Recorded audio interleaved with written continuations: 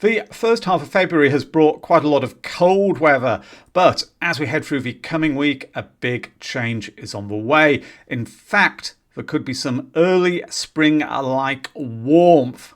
But before taking a look at that, here's just a quick overview of how things have developed so far. It shows the TWO temperature tracker to be 3.8 Celsius to the 15th of the month. That is exactly in line with the 1961-1990 average, but around about 1 degree below the other 30-year series, which is shown there.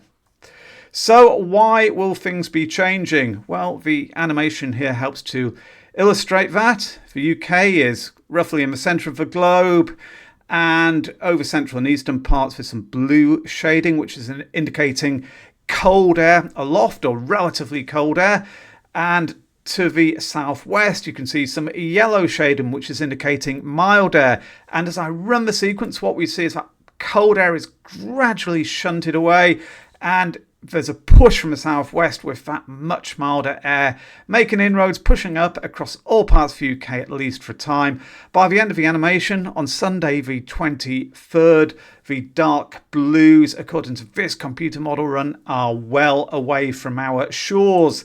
Another way of looking at this is with the pressure charts. You can see here Wednesday, Saturday, and starting off with Sunday the 16th.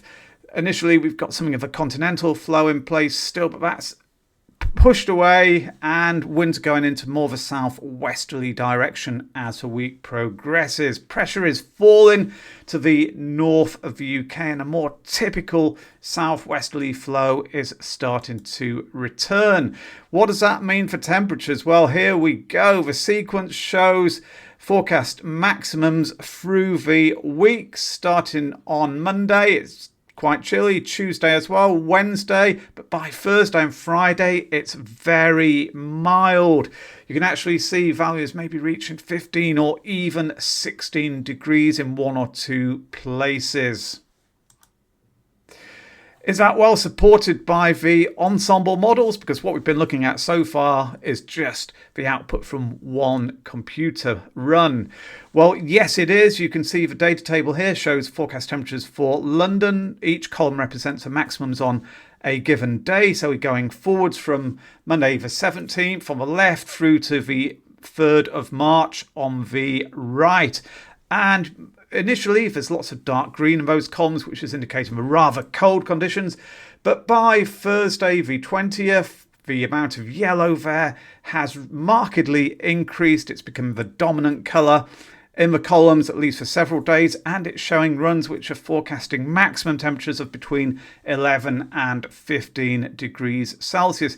It's worth pointing out as well that often this ensemble model, the GEFS, has a tendency to under-forecast maximums by a degree or two. So don't be surprised if it turns out even slightly warmer than this suggests. Looking at the picture in Edinburgh, the pattern's quite similar, albeit at a lower level. You can see there's about 55% of the runs are going for the 11 to 15 category on Friday the 21st. Before then, there's still more dark green and light green. So the message here is that in the north, it will be turning a good deal milder as well, but it's going to take a little bit longer than in the south, and then maximum temperatures will not be as high as they are in southern counties. There's also going to be more rain. We've had a lot of dry weather recently, especially in southern and eastern counties, but through the coming days, the risk of rain increases. It's the coloured shading which really indicates for wet conditions on these data tables. Dark grey indicates light rain and light grey indicates completely dry conditions. So it's really the purples, blues, greens and yellows to look out for. And you can see to begin with, the columns are entirely light grey, indicating dry conditions in the London area. But by around the 20th or 21st, the amount of purple and blues and greens is notching up a little bit. But all in all, despite this transition to much milder weather, it's not suggesting that it's going to be particularly wet in the south and the east. And that's probably because the area of high pressure, which is slipping southeastwards across the continent, is still going to be having some influence here. Weather fronts will be impacting the northwest of the UK more. That's where they're going to be active, and that's where they're going to be bringing bigger amounts of rain, as the data table here for Glasgow would suggest. You can see the blues and purples make up a lot more of the columns through the first week. It's just worth looking at the energy forecast as well, because you can see with the milder conditions, the UK 10-day energy index is showing that the forecast demand for energy will be falling markedly. So from around about the 18th, as the temperatures climb, the demand for heating is likely to reduce. So it is a big drop. It's quite interesting to see such a clear transition through the coming 10 days. One other thing to bear in mind is that, as well as turning a lot milder, there is that chance of it becoming wet, as I've already discussed, but also windy. The forecast here shows maximum wind gusts for Cardiff through the next 10 days. Each line represents a forecast from one of the runs in the ensemble model, possibly going up to 50 or 60 miles an hour. Most of the runs are not saying that will be the case at this stage through the last third of the month, but it is a possibility. So very windy conditions are something to look out for, especially in the west and the northwest of the UK.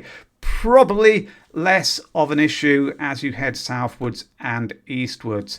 So to summarise, milder conditions will be steadily returning, but there will be wet and windy periods, especially in the north and the west.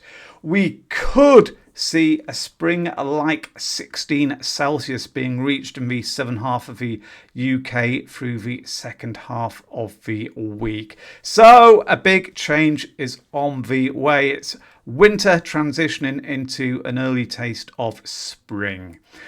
I hope you found that useful. I'll have more details in the 14-day forecast, which will be issued in the middle of the coming week. If you enjoyed this and found it useful, please consider hitting the like button. Also, subscribing to the channel if you haven't done so already. Thanks so much now. Bye.